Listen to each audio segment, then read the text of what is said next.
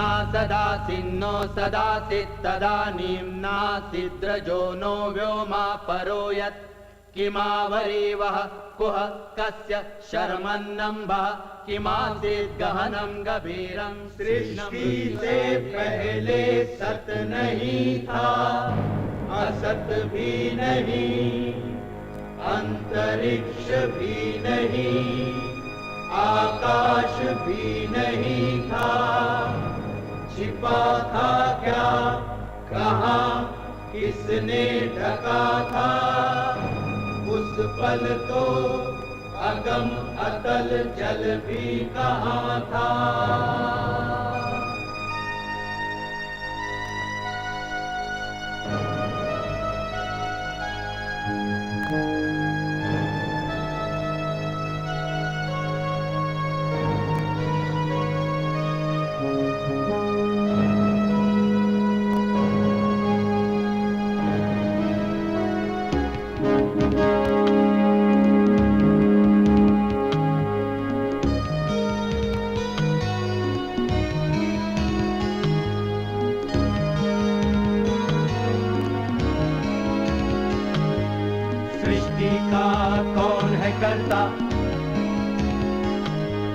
करता है वा अकर्ता, ऊंचे आकाश में रहता, सदा अध्यक्ष बना रहता, वही सचमुच में जानता या नहीं भी जानता है, किसी को नहीं पता, नहीं पता, नहीं है पता, नहीं है पता।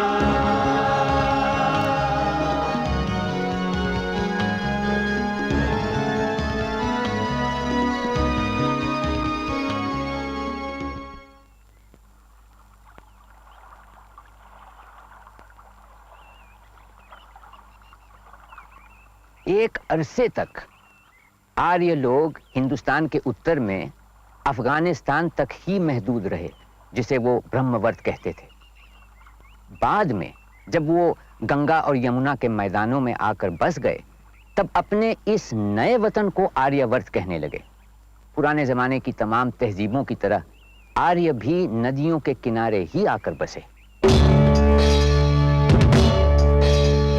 विदेख माधव चला अग्नि वैश्वानर को जब मुख में लेकर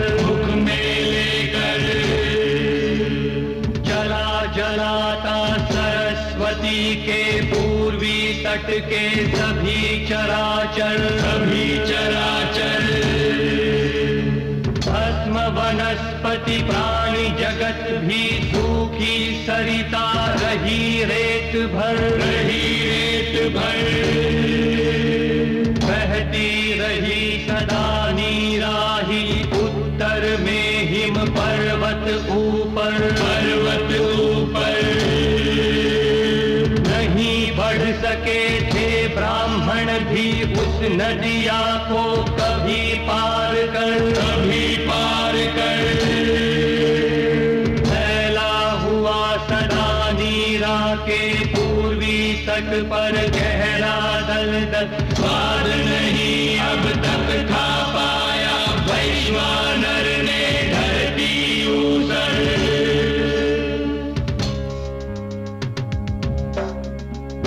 यज्ञ के ब्राह्मण में शत उपजाऊ है अब धरती वो, शीतल जल को लेकर बहती तपे दिनों में भी सरिता वो। पूर्व दिशा में रहता माधव अग्निदेव की अनुमति लेकर, कौशल और विदेह देश की सीमा बनती सरिता बहकर।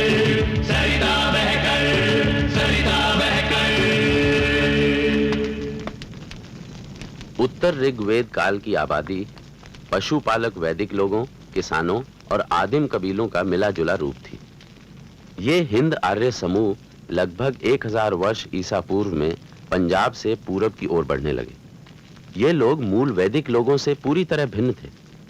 इस दौर की विशेषता थी लोहे का इस्तेमाल। शुरू में लोहे के हथियार ही बनते थे, धीरे धीरे औजार भी बनने शुरू हुए। खेती के लिए लकड़ी के हल का इस्तेमाल शुरू हुआ। मिट्टी के बर्तन बनाना, कपड़े बुनना और लकड़ी का सामान तैयार करने की तकनीक सिंधु घाटी सभ्यता से ही ली गई। जोतता धरती लिए वो बैल छे और ऋतुएं हैं हमारी छे जोतता ऋतुओं सहित वो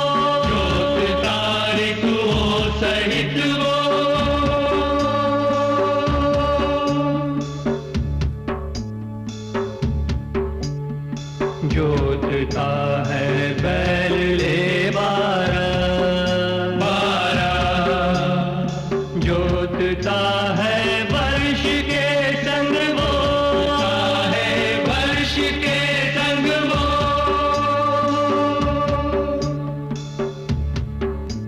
आठवीं शताब्दी ईसा पूर्व के आसपास मध्य गंगा घाटी के घने जंगली इलाके को साफ करने और जोतने में लोहे के औजारों का बड़े पैमाने पर इस्तेमाल हुआ, जिससे पैदावार बढ़ने लगी। यहां तक कि खपत से ज्यादा उत्पादन होने लगा, जिसके आधार पर ग्रामीण बस्तियों और नगरों की स्थापना हुई। ये अतिरिक्त उत्पादन एक ऐसे सामाजिक स्वरूप में ही संभव था जिसमें बड़े पैमाने पर श्रम उपलब्ध हो सके। नए समाज में एक गुलाम शूद्र वर्ग वजूद में आया और ब्राह्मण, राजन्य, वैश्य और शूद्र, ये 4 वर्ग या वर्ण समाज में उभरने लगे। आदि पुरुष के यज्ञ में पुरुष की हवि की देवता होने की धारणा, घृत हुआ वसंत, ग्रीष्म ईंधन, हवि की शरद ऋतु में की कल्पना। पुरुष को बांटा देवों ने कितने अंशों में, मुख था कौन, भुजाएं थी कौन, जंघाएं कौन, चरण था कौन। पुरुष के मुख से ब्राह्मण, बाहु से क्षत्रिय, जंघा से वैश्य और चरणों से शूद्र निकला था। इस तरह भारत में वर्ण व्यवस्था की शुरुआत हुई, जो शूद्रों की श्रम शक्ति पर आधारित थी। उसी दौर में यूनान और मिस्र में दास प्रथा का विकास हुआ, मगर शूद्रों को यूनानी गुलामों पर होने वाले अत्याचार का सामना नहीं करना पड़ा। शुरू में शूद्र कबीले का हिस्सा थे और वो कबायली समारोहों में भाग ले सकते थे, लेकिन बाद में जब नगरों का विकास होने लगा, तब शूद्रों के ऊपर कई तरह के अंकुश लगा दिए गए। रामायण में राम ने शूद्र शंबूक को तप करने के अपराध में मृत्यु दंड दे दिया था। इस कथा से राम की क्रूरता का नहीं, बल्कि उस दौर के ब्राह्मणों की स्वार्थपूर्ण भावना का प्रदर्शन होता है, जिसके आधार पर इस कथा को बाद में रामायण में जोड़ा गया। तू तो अभी बच्चा था, तूने तो 14 वसंत भी नहीं देखे।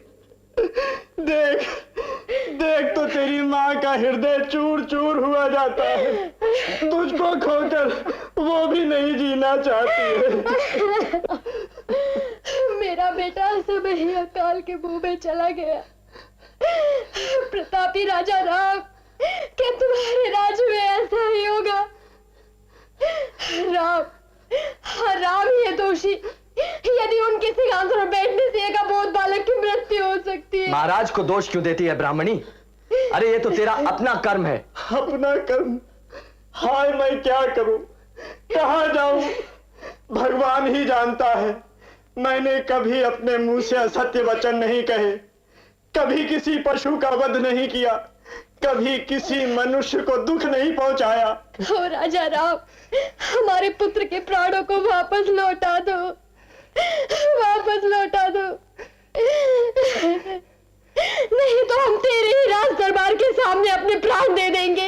हम ब्राह्मणों की हत्या का पाप तुझे ही लगेगा। यदि ब्रह्म हत्या करके तुम सुख से जी सको तो हे राजा राम, भगवान तुम्हें लंबी आयु दे, तुम अपने भाइयों के साथ सुख से जियो। अपने आप को इक्ष्वाकु वंश की महान शासक समझने वाले हो राजा राम, सुन लो, जिस राज्य में अबोध बालकों के प्राणों की सुरक्षा नहीं है, वहां की प्रजा कभी सुरक्षित नहीं रह सकती। जब कोई राजा अपने कर्तव्य पालन में असफल होता है, तभी ऐसी घटित घटनाएं होती हैं।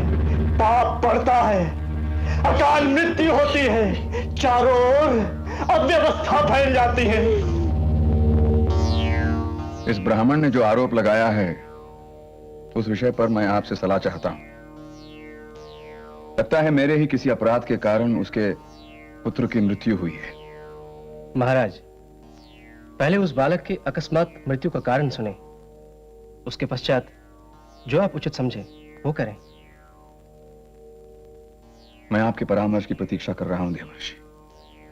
हे यशस्वी महाराज, सतयुग में केवल ब्राह्मण ही तप करके उसके फलों को प्राप्त कर सकते थे। उस युग में अकाल मृत्यु नहीं होती थी, केवल ज्ञानी ही शासक होते थे। त्रेता युग के अवतरित होने पर 4 वर्णों का निर्माण हुआ। ब्राह्मणों के साथ साथ क्षत्रियों को भी तप करने का अधिकार मिल गया। वैश्य व्यापार करते थे और शूद्र इन तीनों वर्णों की सेवा करके अपना जीवन व्यतीत करते थे। इस प्रकार सभी वर्ण विधिवत स्वधर्म का पालन करते थे। द्वापर युग के आने पर जब अधर्म बहुत बढ़ गया, तब वैश्यों को भी तप करने का अधिकार मिल गया। किंतु शूद्रों के लिए इस युग में भी तप करना सर्वथा वर्जित था। राजन, केवल कलयुग में यह संभव है कि शूद्र तप कर सकें। त्रेता युग में ही नहीं, द्वापर युग में भी यदि कोई शूद्र तप करता है तो वो महान पाप है राजन, महान पाप। आप क्या कह रहे हैं महर्षि? क्या हमारे राज्य में ऐसी कोई तपस्या की जा रही है? हां भूपति, उच्चता प्राप्त करने की इच्छा से एक शूद्र शंभुक ने तप करने का साहस किया है। उसे निश्चय ही मृत्युदंड मिलना चाहिए। यदि कोई मोक्ष पाने के लिए तप कर रहा है तो उसे मृत्युदंड कैसे दिया जा सकता है महामुनि? महाराज, आपने रावण को भी तो मृत्युदंड दिया था। क्या वो एक महान तपस्वी नहीं था? हाँ, किंतु वो एक महापापी भी तो था। फिर भी वो एक ब्राह्मण था और ये तो एक शूद्र है, और इसका इस युग में तप करना ही उसके मृत्युदंड का एक बहुत बड़ा कारण है। महाराज,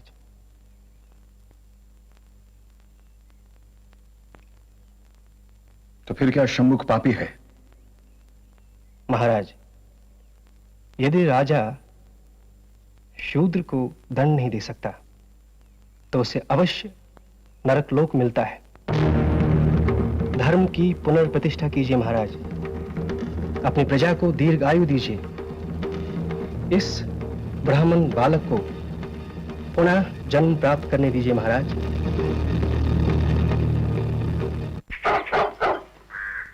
किसान समुदायों में आदिम शिकारी और अन्य बटोर कबीले बड़ी तादाद में शामिल किए गए, लेकिन उन्हें वर्ण व्यवस्था के बाहर सस्ते गुलाम मजदूरों की तरह रखा गया। गुरुदेव, कुत्ते ने भूखना बंद कर दिया। उधर कोई है जो हमारे शिकारी कुत्ते पर बाण छोड़ रहा है? अवश्य इन जंगलों में रहने वाला कोई निषाद होगा। चलो चलकर देखते हैं। सबसे पहले की अछूत जातियों में थे 2 शिकारी कबीले, चांडाल और निषाद। महाभारत की एकलव्य की कहानी में उत्तर वैदिक काल में ऐसे कबीलों के प्रति व्याप्त रवैये की झलक मिलती है।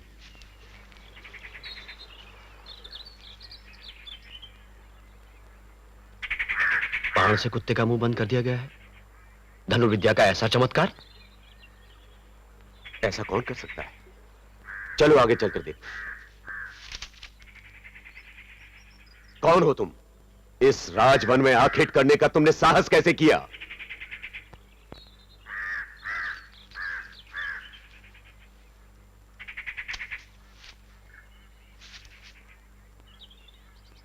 गुरुदेव, मुझे आपका आशीर्वाद चाहिए। मुझे गुरुदेव कहने वाले, मुझसे आशीर्वाद चाहने वाले तुम हो कौन? इससे पहले तो मैंने तुम्हें कभी नहीं देखा। गुरुदेव, मैं एकलव्य नाम का एक निषाद हूं। अपने ही कबीले के सरदार व्याधराज का पुत्र हूं मैं। गुरुदेव, आपने मुझे पहचाना नहीं? मैं आपसे पहले भी मिल चुका हूं। 10 वर्ष पहले मैं आपके पास शिष्य बनने आया था। तब आपने मेरी प्रार्थना को ठुकरा दिया था। ठीक ही किया था मैंने, क्योंकि मैं केवल ब्राह्मणों और क्षत्रियों को ही शिक्षा देता हूं, तुम जैसे निम्न वर्ग में पले हुए व्यक्ति को नहीं। गुरुदेव, यदि मैं निम्न वर्ग में पैदा हुआ हूं तो इसमें मैं क्या कर सकता था? मेरे पास चुनाव की कोई सुविधा थी क्या? गुरुदेव, मेरी प्रतिभा और कुशलता का कोई मूल्य नहीं। मनुष्य यदि अनचाही व्यवस्था में जन्म लेता है तो यह उसका भाग्य है, तुम्हें उसे स्वीकार करना चाहिए। परंतु तुमने इतनी विद्या सीखी कहां से? इतनी विद्या तो मेरे प्रिय शिष्य अर्जुन को भी नहीं आती। गुरुदेव, ये सब आप ही की कृपा है। मेरी कृपा? जी हां। आइए, आप स्वयं चल कर देख लीजिए।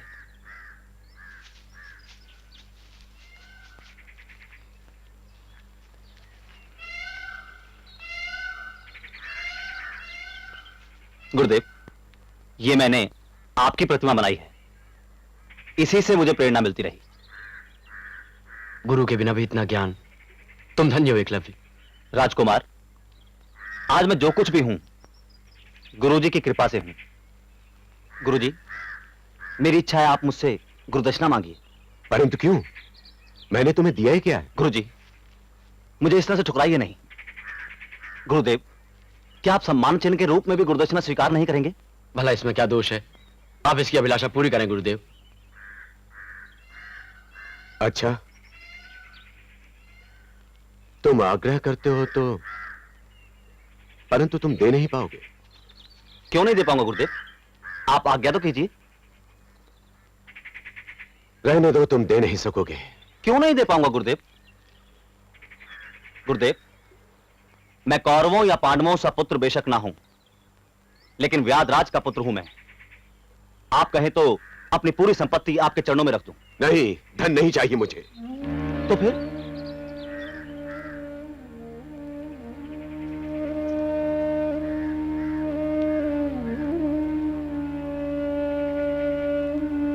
तो सुनो,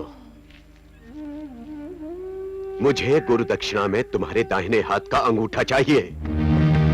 ये आपने क्या मांग लिया गुरुदेव? आप आशीर्वाद दे रहे हैं साहब? यही तो कह रहा था, दक्षिणा मांगिए, दक्षिणा मांगिए।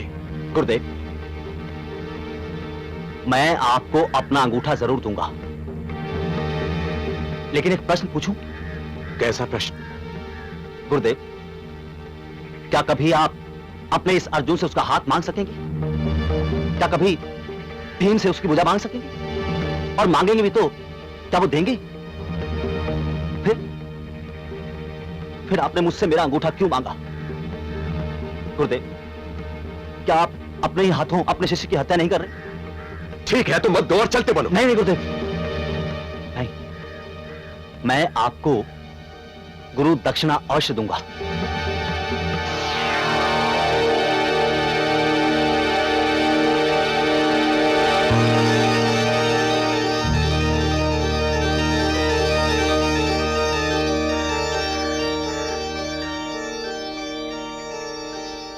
लीजिए गुरुदेव, अपनी गुरु दक्षिणा।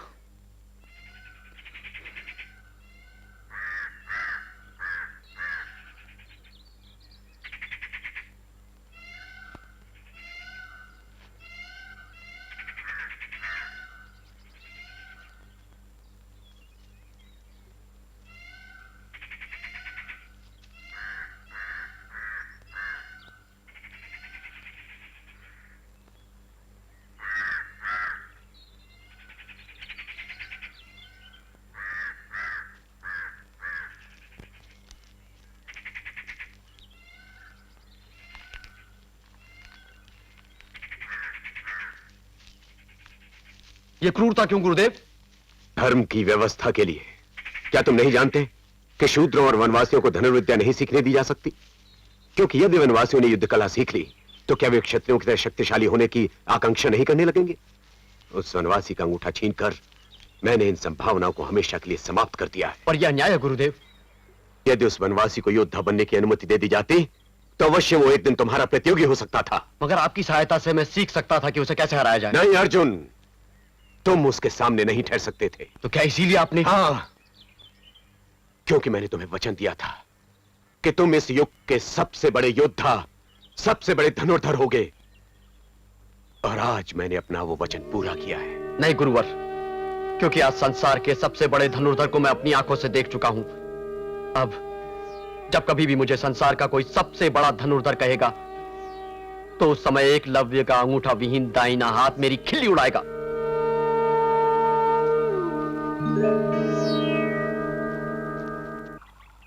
शंबूक और एकलव्य की कथाओं से हमें उस समाज की जानकारी मिलती है जिसमें प्रचलित वर्ण व्यवस्था में ब्राह्मणों का स्तर सबसे ऊंचा था और ब्राह्मण इस दर्जे को बरकरार रखने के लिए जुटे रहते थे।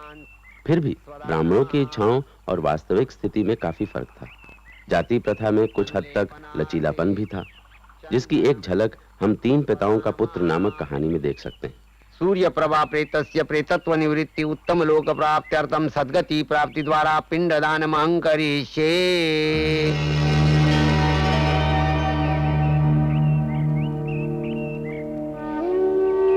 किस हाथ में पिंड सौंपूं?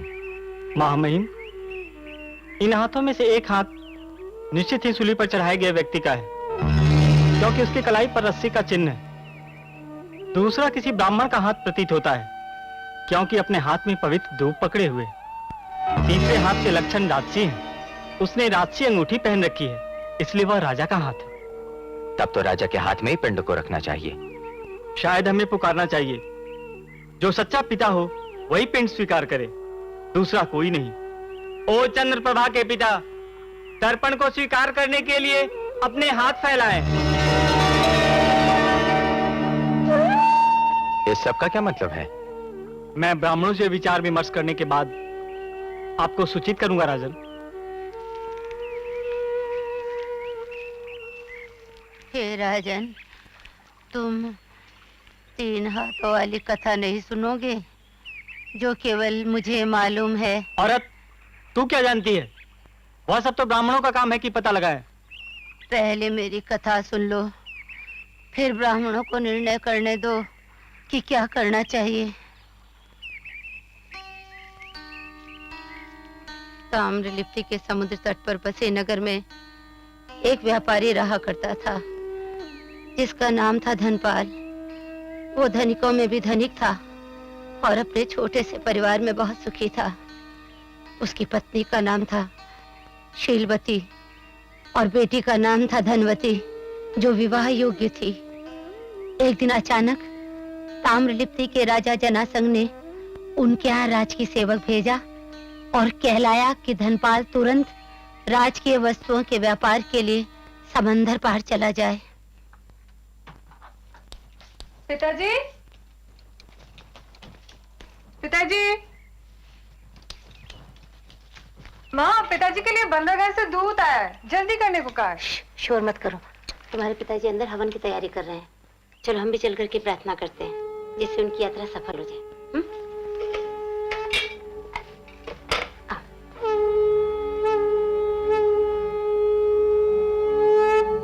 वणिज इंद्र है, आओ बिनती है नायक बन आओ।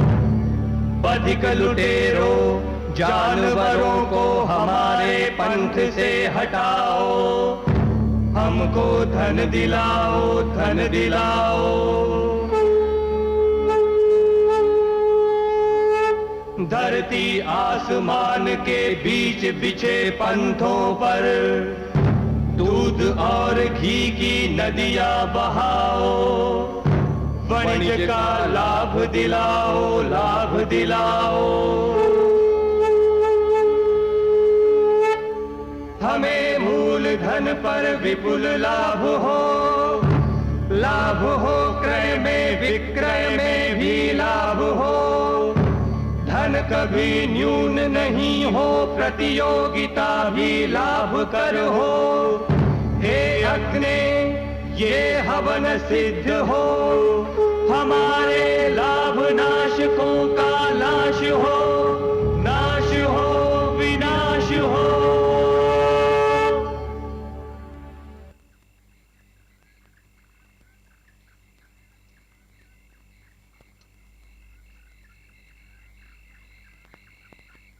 चिंता की कोई बात नहीं है। मैं धनवती बिटिया के ब्याह से पहले जरूर लौट आऊंगा, और अगर मेरी ये यात्रा सफल रही तो हमारे पास अपार धन होगा। आप राजकीय वस्तुओं का भार अपने ऊपर लेते ही क्यों हैं? वैसे भी समुद्री यात्रा इतनी कठिन होती है, कहीं कुछ हो गया तो? अरे पगली, कुछ नहीं होगा, और इस जोखिम के बदले में ही तो मुझे मुनाफे में ज्यादा हिस्सा मिलेगा। तुम मेरी चिंता बिल्कुल छोड़ दो। धनवती का अच्छी तरह से ख्याल रखना। वैश्य वर्ण में किसान, चरवाहे, दस्तकार और वणिक यानी व्यापारी भी शामिल थे। वैश्य ही मुख्य करदाता थे, जिनके करों, चुंगी और उपहारों के आधार पर ही ब्राह्मण और क्षत्रिय अपनी गुजर बसर करते थे। व्यापारी कभी कभी राजा की तरफ से भी व्यापार किया करते थे, जैसे कि हमारी कहानी का व्यापारी धनपाल।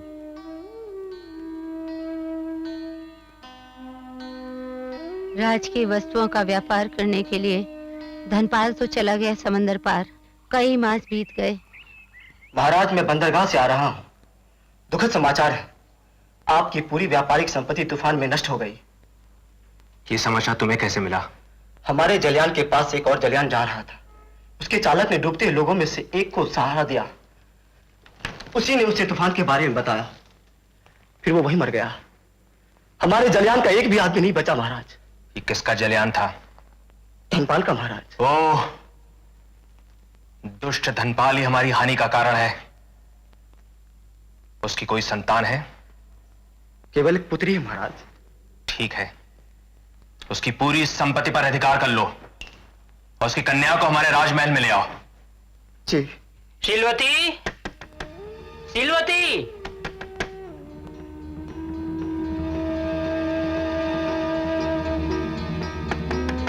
शीलवती,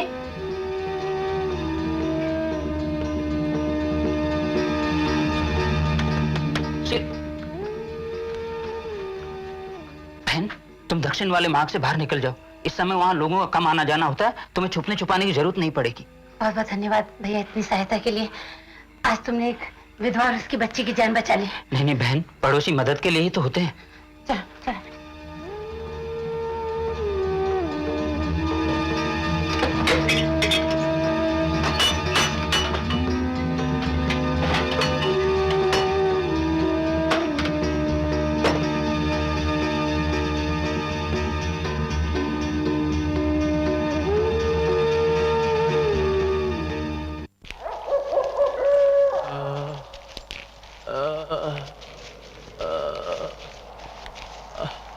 अरे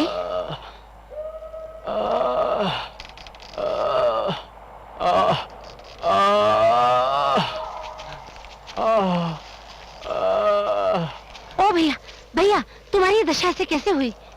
मुझे देशद्रोह के आरोप में इस राज्य के नीच राजा ने ये दंड दिया है, जबकि मैं सच्चाई के लिए लड़ रहा था। मैंने शूद्र श्रमिकों के एक दल का नेतृत्व किया। वो लोग इस बात के लिए लड़ रहे थे कि उनके साथ पशुओं जैसा व्यवहार ना किया जाए। इस सूली पर भी मुझे मेरी आत्मा मुक्ति नहीं दे रही है। अब भी मुझ में बदला लेने की प्रबल इच्छा है। ऐसा लगता है जैसे भगवान ने तुम्हें मेरी सहायता के लिए ही भेजा है। हम तुम्हारी सहायता कैसे कर सकते हैं? हम तो स्वयं राजा के लोभ के शिकार हैं। मेरी माँ, मेरी प्रार्थना सुन। अपनी अविवाहित कन्या मुझे सौंप दे। ये तुम क्या कह रहे हो? मैं अपनी कन्या को कैसे सौंप सकती हूँ? ये तुम्हारी किस काम आएगी? मेरे मरते समय कोई पुत्र नहीं है। बिना पुत्र के मैं परलोक नहीं जा सकता। ना ही मुझ पर लगाए गए आरोपों का बदला लिया जा सकता है। ये नियोग से एक संतान को जन्म दे सकती है। इसके गर्भ में जो संतान होगी वो मेरी संतान कहलाएगी। बस यही विनती है। जैसा मैं कहता हूं वैसा ही करो। मैं बड़े असमंजस में हूँ। मैं कैसे इसके यौवन को वैधव्य के लिए बलिदान कर दूं? दूर उस पेड़ को देखो, वहां जाकर खुदाई करो। उसके नीचे तुम्हें 3 मणियां मिलेंगी, अमूल्य मणियां। उनमें से एक तुम्हारे लिए है, दूसरी उस आदमी के लिए होगी जिससे मेरी स्त्री गर्भ धारण करेगी, तीसरी उसके लिए जो मेरे पुत्र को युद्ध कला सिखाकर क्षत्रिय के रूप में बड़ा करेगा।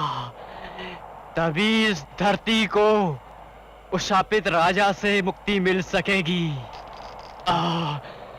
लगता है भगवान ने सचमुच मुझे तुम्हारी ही सहायता के लिए भेजा है। मैं स्वयं उस नीच लोभी राजा जनासंग से बदला लेना चाहती हूँ।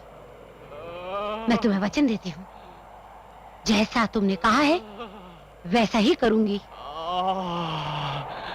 मैं अपनी कुंवारी कन्या को तुम्हें सौंपती हूँ।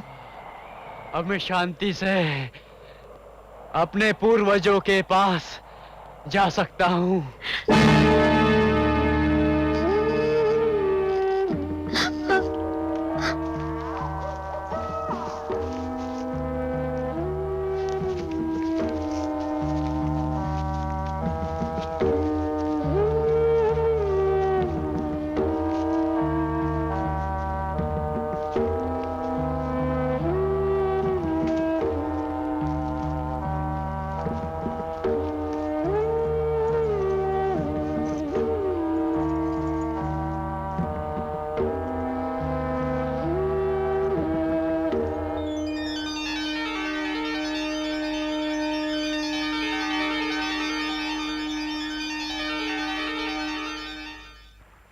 फिर शीलवती और धनवती किसी तरह से वक्रलोक पहुंच गईं। वक्रलोक पहुंचकर वासुदत्त नामक एक ब्राह्मण के यहाँ रहने लगी। कई दिन बीत गए। अचानक शीलवती को उस वचन की याद आई जो उसने अपनी पुत्री के पति को दिया था, यानी उस विद्रोही को जिसे सूली पर चढ़ा दिया गया था। अब शीलवती दिन रात उस दिए हुए वचन को पूरा करने के बारे में सोचने लगी। बहन, बहन। अरे नमस्कार। सब ठीक ठाक है ना? घर पसंद आया? आपकी दया के हम आभारी हैं। सुनिए,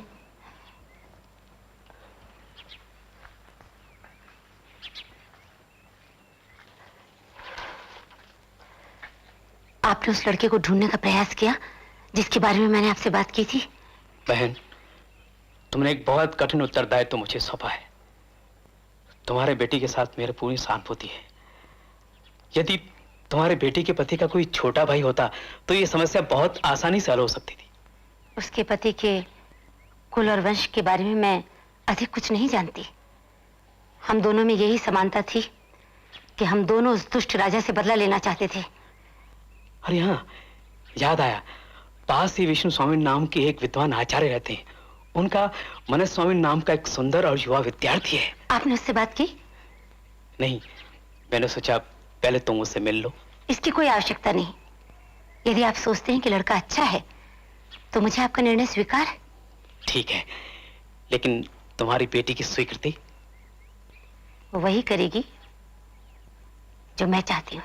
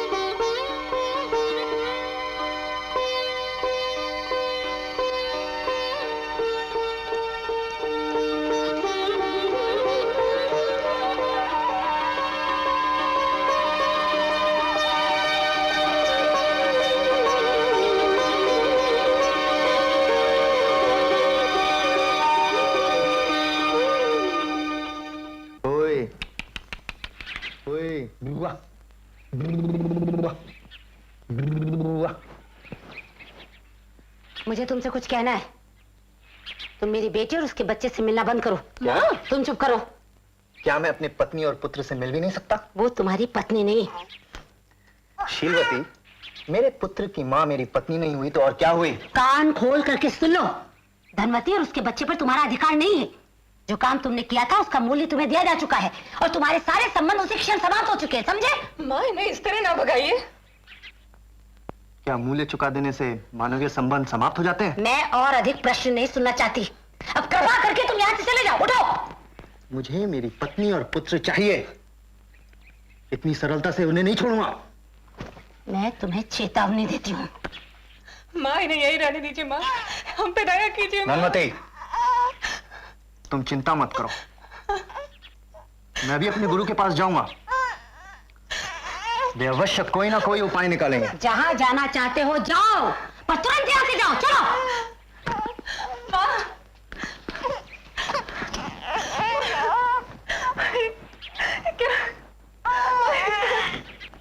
रो मत। अपने वचन की हमें रक्षा करनी है।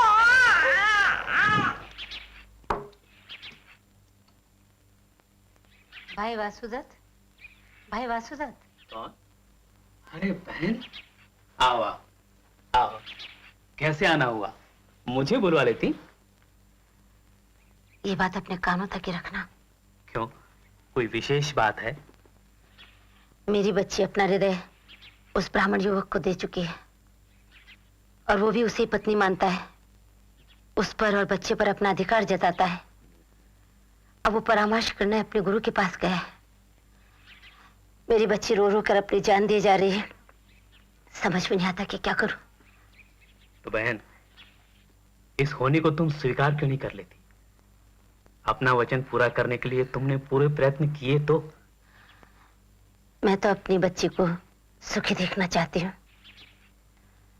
पर अगर दिए हुए वचन को पूरा नहीं किया तो मैं कभी अपने आप को क्षमा नहीं कर पाऊंगी। उसके बच्चे को जीवन में एक बहुत बड़ा काम करना है और मैं नहीं चाहती कि कोई उसे पथभ्रष्ट करे।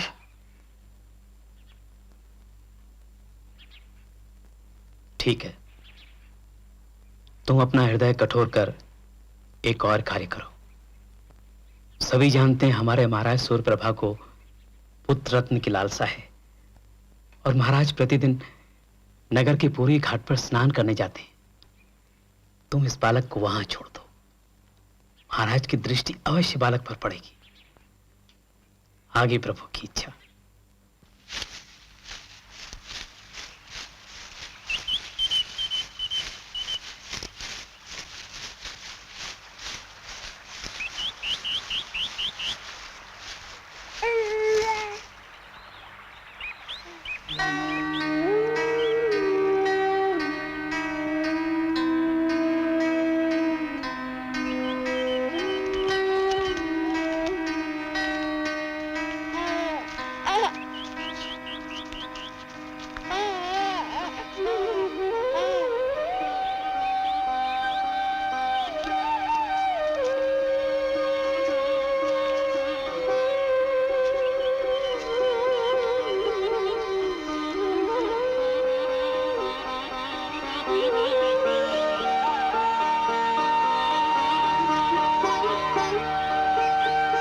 कितना सुंदर है ये बालक।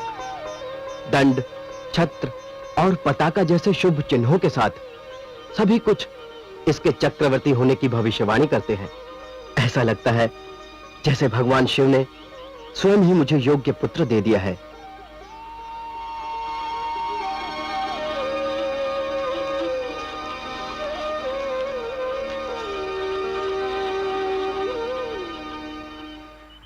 तुम ये सब कैसे जानती हो?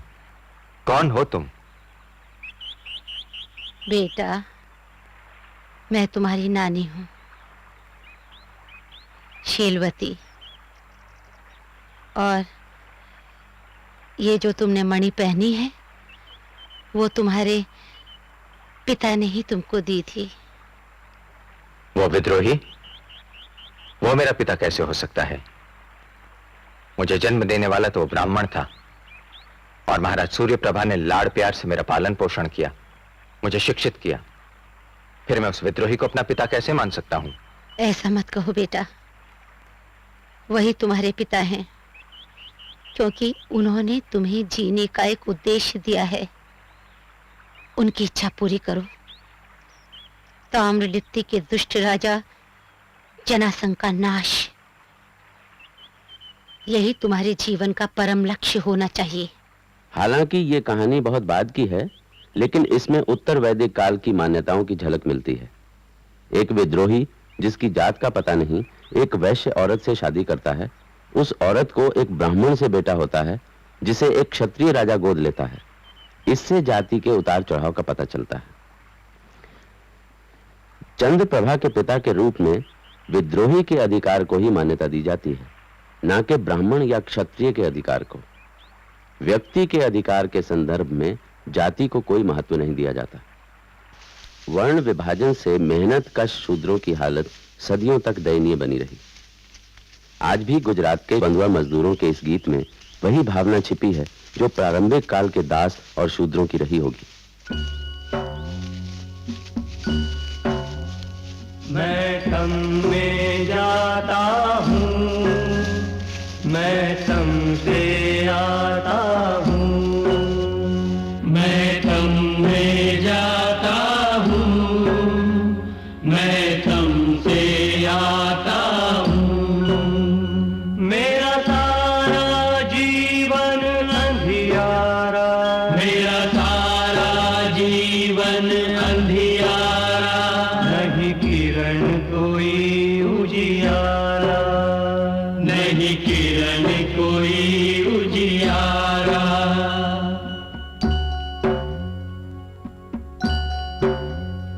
मैं अंधकार में जाता हूँ, मैं अंधकार से आता हूँ, मैं अंधकार में जाता हूँ, मैं अंधकार से आता हूँ। नहीं किरण नहीं उजियारा, नहीं किरण नहीं उजियारा, नहीं किरण नहीं उजियारा। भारत की जाति व्यवस्था में जरूर कई खूबियां रही होंगी, वरना ये इतने लंबे समय तक बरकरार नहीं रहती। मगर इस जाति व्यवस्था में सबसे बड़ी खराबी थी कि इसने लोगों के एक बड़े समूह को निचले दर्जों पर रखा। उन्हें शिक्षा, तहजीब और आर्थिक तौर पर बढ़ने का कोई मौका नहीं दिया। अजीब लगता है कि भारतीय इतिहास में महान व्यक्तियों ने पुरोहितवाद और जाति व्यवस्था के खिलाफ लगातार आवाज उठाई, उसको मिटाने के लिए आंदोलन भी हुए, मगर फिर भी भाग्य की न बदलने वाली धारा की तरह जातिवाद का प्रभाव बढ़ता गया और भारतीय जीवन के पोर पोर में समा गया। आज के हालात इतनी तेजी से बदल रहे हैं कि जाति व्यवस्था का टिकना अब नामुमकिन सा लगता है। इतनी प्राचीन और महान व्यवस्था के टूटने से सामाजिक जीवन बिखर सकता है, बदहाली बढ़ने की संभावना है, शायद आपस के संबंधों में वैशीपन आ जाए। अगर समय और जन चेतना के अनुकूल कोई नई सामाजिक व्यवस्था इसकी जगह न ले ले।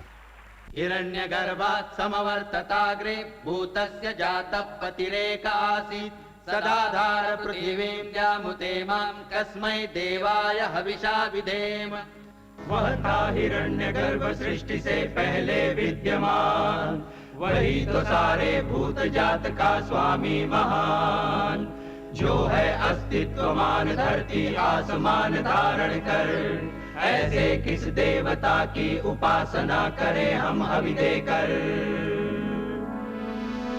जिसके बल पर तेजोमय है अंबर, पृथ्वी हरी भरी स्थापित सिर, स्वर्ग और सूरज भी स्थिर। ऐसे किस देवता की उपासना करें हम हवि देकर।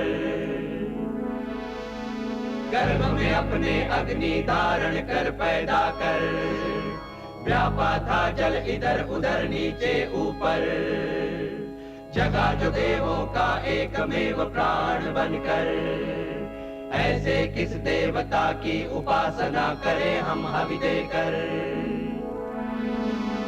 ओ सृष्टि निर्माता स्वर्ग रचयिता पूर्वज रक्षा कर, सत्य धर्म पालक अतुल जल नियामक रक्षा कर।